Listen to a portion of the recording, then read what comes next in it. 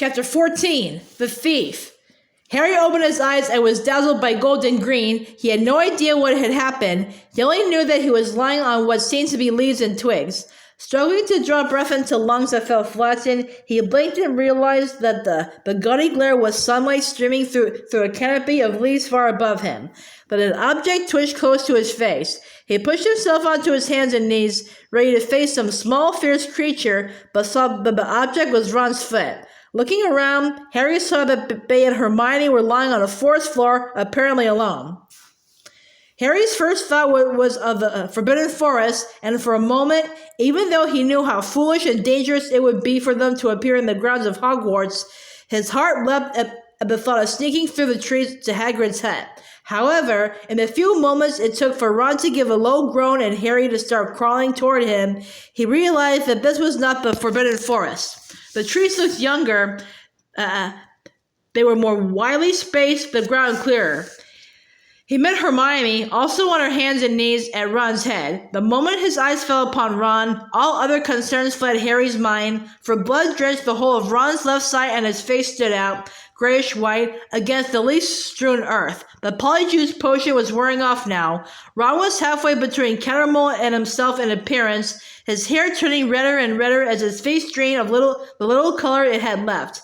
"What's happened to him?" "Splish," said Hermione, her fingers already busy at Ron's sleeve, where the blood was wettest and darkest. Harry watched, horrified, as she tore open Ron's shirt. He had always thought of splinching as something comical, but his insides crawled unpleasantly as Hermione laid bare Ron's upper arm, where a great chunk of flesh was missing, scooped cleanly away as though by a knife. "Harry, quickly! In my bag, there's a small bottle labeled Essence of Dittany. Bag, right." Harry sped to the place where Hermione had landed, seized the tiny beaded bag, and thrust his hand inside it. At once, object after object began presenting itself to his touch. He felt the leather spines of books, woolly sleeves of jumpers, heels of shoes. Quickly! He grabbed his wand from the ground and pointed it into the depths of the magical bag. "Accio Dittany." A small brown bottle zoomed out of the bag. He caught it and hastened back to Hermione and Ron, whose eyes were now half closed, strips of white eyeball, all that were invisible between his lids. "He's fainted," said Hermione, who was also rather pale. She no longer looked like Mafalda, though her hair was still gray in places. "Unstop it for me, Harry. My hands are shaking." Harry wrenched the stopper off the little bottle. Hermione took it and poured 3 drops of the potion onto the bleeding wound. Greenish smoke billowed upward, and when it had cleared, Harry saw that the bleeding had stopped. The wound now looked several days old. New skin stretched over what had just been open flesh. "Wow," said Harry. "It's all I feel safe doing," said Hermione shakily. "There are spells that would put him completely right, but I daren't try it in case I do them wrong and cause more damage. He's lost so much blood already." "How did he get hurt? I mean..." Harry shook his head, trying to clear it, to make sense of whatever had just taken place. "Why are we here? I thought we were going back to Grimmauld Place." Hermione took a deep breath. She looked close to tears. "Harry, I don't think we're going to be able to go back there. What did you..." "As we separated, he actually caught hold of me and I couldn't get rid of him. He was too strong, and he was still holding on when we arrived at Grimmauld Place. And then, well, I think he must have seen the door and thought we were stopping there. So he slackened his grip and I managed to shake him off, and it brought us here instead. But then, where's he? Hang on, you don't mean he's at Grimmauld Place? He can't get in there?" Her eyes sparkled with unshed tears as she nodded. "Harry, I think he can. I forced him to let go of the revulsion jinx, but I'd already taken him inside Fidelius Charm's protection. Since Dumbledore died, we're secret keepers, so I've given him the secret, haven't I?" There was no pretending. Harry was sure she was right. It was a serious blow. If Yaxley could not get inside the house, there was no way that they could return. Even now, he could be bringing other Death Eaters in there by apparition. Gloomy and oppressive though the house was, it had been their one safe refuge. Even now, the creature was so much happier and friendlier, a kind of home. With a twinge of regret that had nothing to do with food, Harry imagined the house elf busying himself over the steak and kidney pie that Harry, Ron, and Hermione would never eat. Harry, I'm sorry. I'm so sorry. Don't be stupid. It wasn't your fault. If anything, it was mine. Harry put his hands in his pocket and drew a Mad Eye's eye. Hermione recoiled, looking horrified. Umbridge had stuck it to her office door to spy on people. I couldn't leave it there, but that's how they knew that they were intruders. Before Hermione could answer, Ron groaned and opened his eyes. He was still gray and his face glistened with sweat. How'd you feel? Hermione whispered. Lousy, croaked Ron, wincing as he felt his injured arm. Where are we? In the woods where they held the Quidditch World Cup, said Hermione. I wanted somewhere enclosed, under cover, and this was the first place you thought of. Harry finished for her, glancing around at the apparently deserted glade. He could not help remembering what had happened the last time they had apparated to the first place Hermione had thought of, how Death Eaters had found them within minutes. Had it been legitimacy? Did Voldemort or his henchmen know, even now, where Hermione had taken them? Do you reckon we should move on? Ron asked Harry, and Harry could tell by the look on Ron's face that he was thinking the same. I don't know. Ron still looked pale and clammy. He had made no attempt to sit up, and it looked as though he was too weak to do so. The prospect of moving him was daunting. Let's stay here for now, Harry said. Looking relieved, Hermione sprang to her feet. Where are you going? Asked Ron. If we're staying, we should put some protective enchantments around the place, she replied, and raising her wand, she began to walk in a wide circle around Harry and Ron, murmuring incantations as she went. Harry saw little disturbances in the surrounding air. It was as if Hermione had cast a heat haze upon their clearing. Salvio Hexia, Protego Totalum, Repello Muggletum, Muffliato. You could get up in tents, Harry. Tents? In the bag. Of course, said Harry. He did not bother to grope inside at this time, but used another summoning charm. The tents emerged in a lumpy mess of canvas, rope, and poles. Harry recognized it, partly because of the smell of cats, as the same tent in which they had slept on the night of the Quidditch World Cup.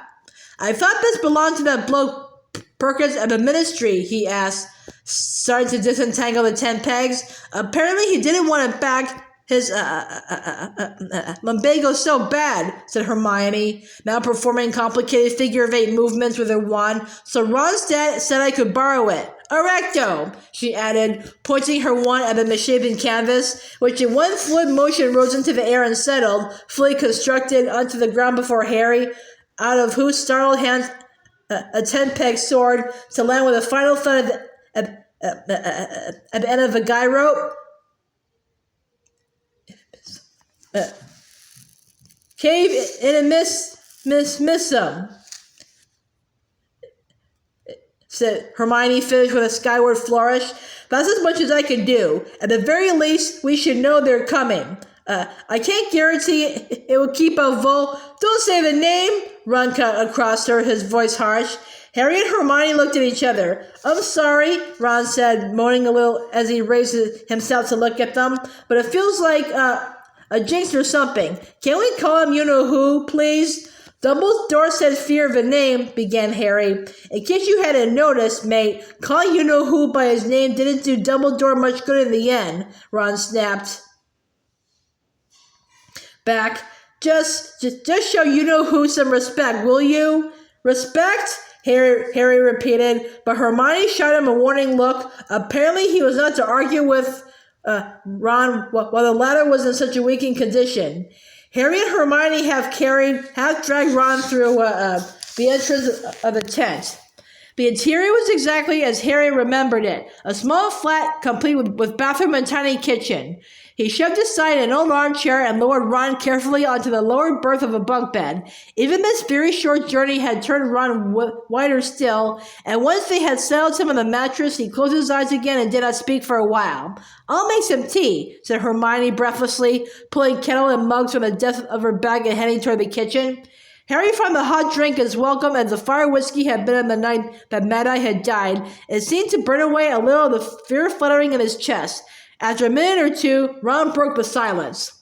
What'd you reckon happened? What'd you reckon happened to the Cattermoles? With any luck, they'll have got away," said Hermione, clutching her hot mug for comfort. "As long as Mr. Caramel had his wits about him, he'll have transported Mrs. Caramel by sign-along apparition, and they'll be fleeing the country right now with their children. That's what Harry told her to do." "Blimey, I hope he escaped," said Ron, leaning back on his pillows. The tea seemed to be doing him good. A little of his color had returned. "I didn't get the feeling Red Caramel was all that quick-witted, though, the way everyone was talking to me when I was him. God, I hope they made it. If they both end up in Azkaban because of us." Harry looked over at Hermione and the question he had been about to ask, about whether Mrs. Caramel's lack of a wand would prevent her apparating alongside her husband, died in his throat. Hermione was watching Ron fret over the fate of the Cattermoles, and there was such tenderness in her expression that Harry felt almost as if he had surprised her in the act of kissing him. So, have you got it?" Harry asked her, partly to remind her that he was there. Got what?" she said with a little start. "What did we just go through all that for? The locket! Where's the locket?" "You got it?" shouted Ron, raising himself a little higher on his pillows. "No one tells me anything. Blimey, you could have mentioned it." "Well, we were running from our lives from the Death Eaters, weren't we?" said Hermione. "Here." And she pulled the locket out of the pocket of her robes and handed it to Ron. It was as large as a chicken's egg, an ornate letter S, inlaid with many small green stones, glinted dully in the diffused light shining through the tent's canvas roof. "There isn't any chance someone's destroyed us as creature had it?" asked Ron hopefully. "I mean, are we sure it's still a Horcrux?" "I think so," said Hermione, taking it back from him and looking at it closely. "There'd be some sign of damage if it had been magically destroyed." She passed it to Harry, who turned it over in his fingers. The thing looked perfect, pristine. He remembered the mangled remains of the diary and how the stone in the Horcrux ring had been cracked open when Dumbledore destroyed it. "I reckon Creature's right," said Harry. "We're going to have to work out how to open this thing before we can destroy it."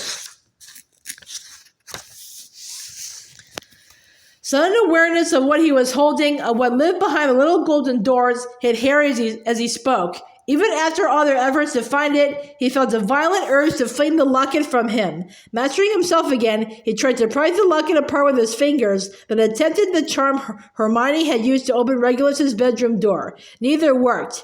He handed the locket back to Ron and Hermione, each of whom did their best, but were no more successful at opening it than he had been. "Can you feel it, though?" Ron asked in a hushed voice as he held it tight in his clenched fist. What do you mean?" Ron passed the Horcrux to Harry. After a moment or two, Harry thought he knew what Ron meant.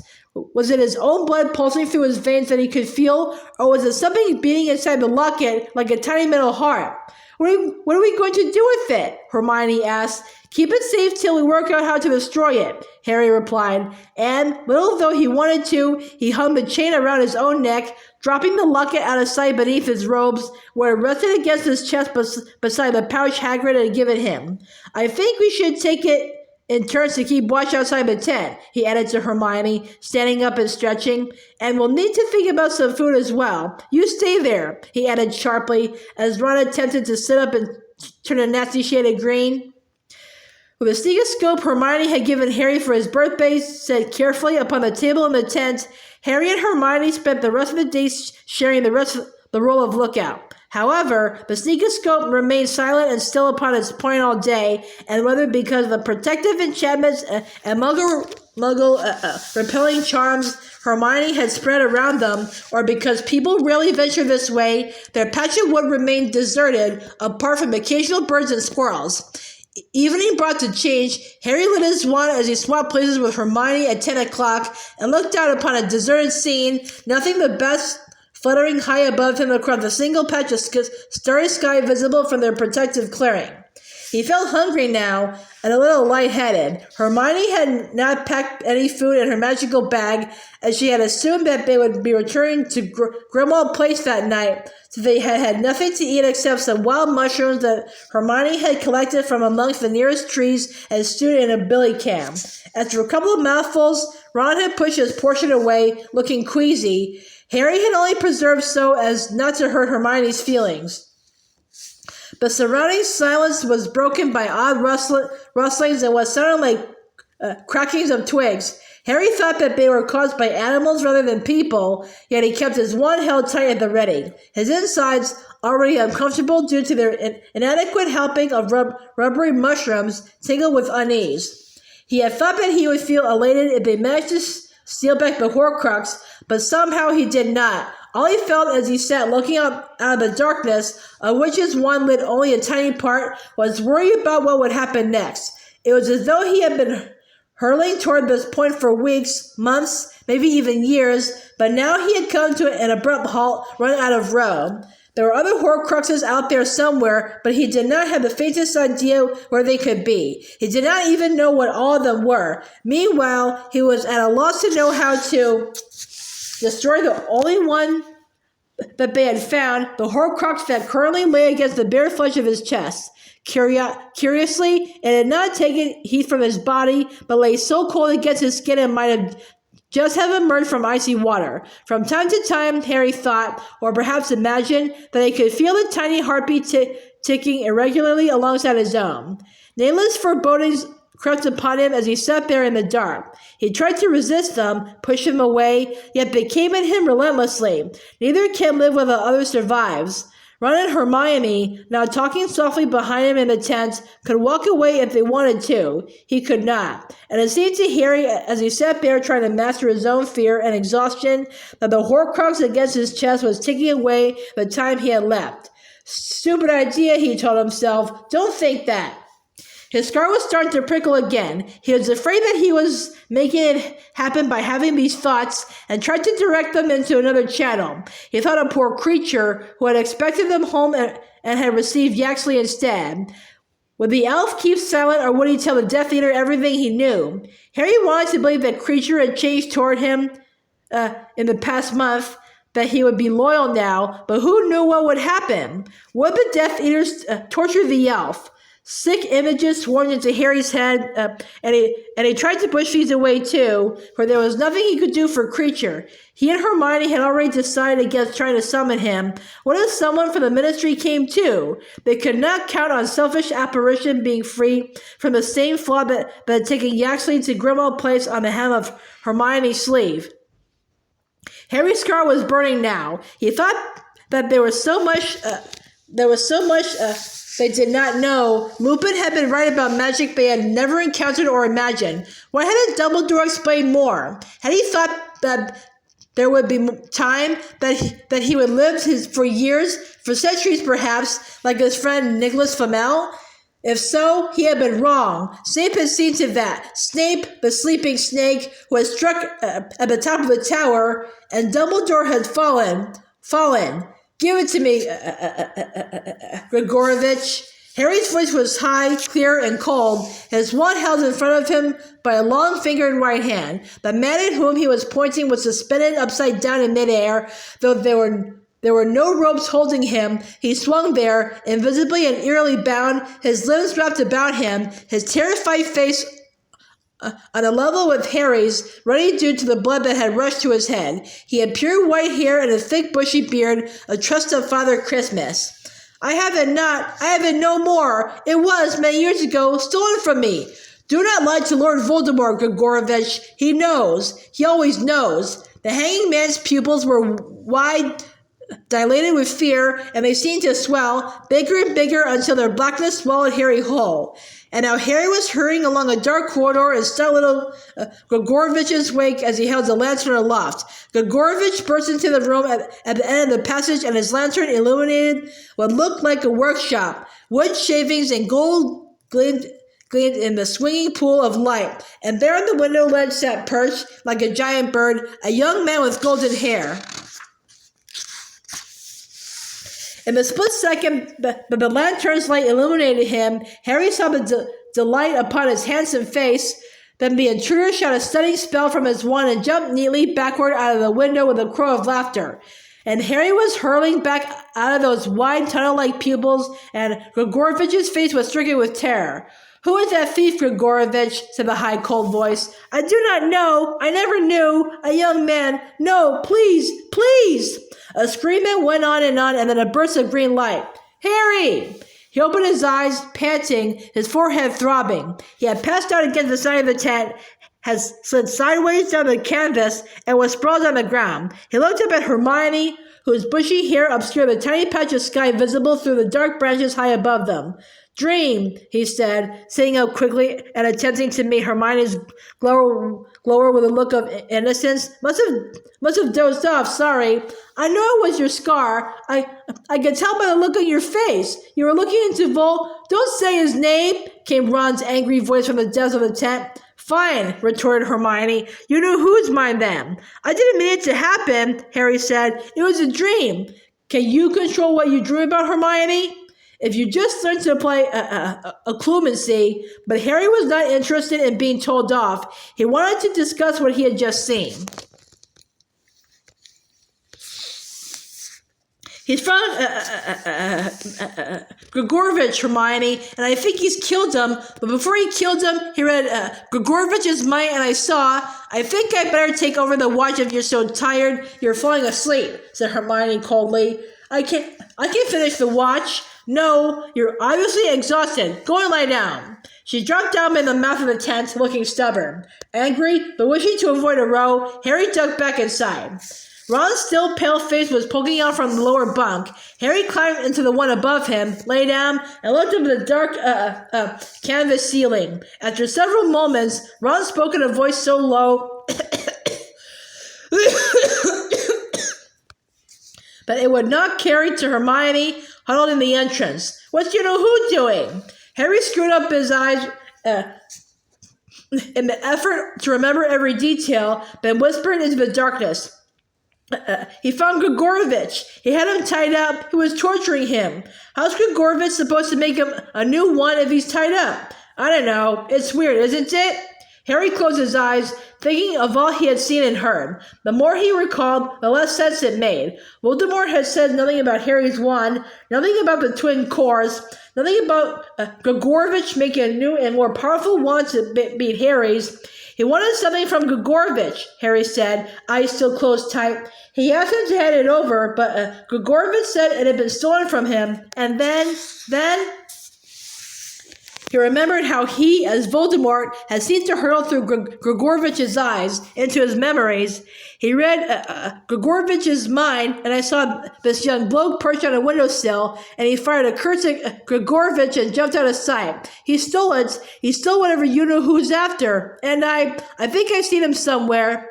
Harry wished he could have another glimpse of the laughing boy's face. The theft had happened many years ago. According to Grigorovich. Why did the young thief look familiar? The noises of the surrounding woods were muffled inside the tents. All Harry could hear was Ron's breathing. After a while, Ron whispered, "Could you see what the thief was holding?" "No, it must have been something small." "Harry?" The wooden slats of Ron's bunk creaked as he repositioned himself in bed. "Harry, you don't reckon you-know-who's after something else to turn into a Horcrux?" "I don't know," said Harry slowly. "Maybe, but wouldn't it be dangerous for him to make another one? Didn't Hermione say he had pushed his soul to the limit already?" "Yeah, but maybe he doesn't know that." "Yeah, maybe," said Harry. He had been sure that Voldemort had been looking for a way around the problem of the twin cores, sure that Voldemort sought a solution from the old wand maker, and yet he had killed him, apparently without asking him a single question about wand lore. What was Voldemort trying to find? Why, with the Ministry of Magic and the Wizarding World at his feet, was he far away, intent on the pursuit of an object that Grigorovich had once owned, and which had been stolen by the unknown thief? Harry could still see the blonde-haired youth's face. It was merry, wild. There was a Fred and George-ish air of triumphant trickery about him.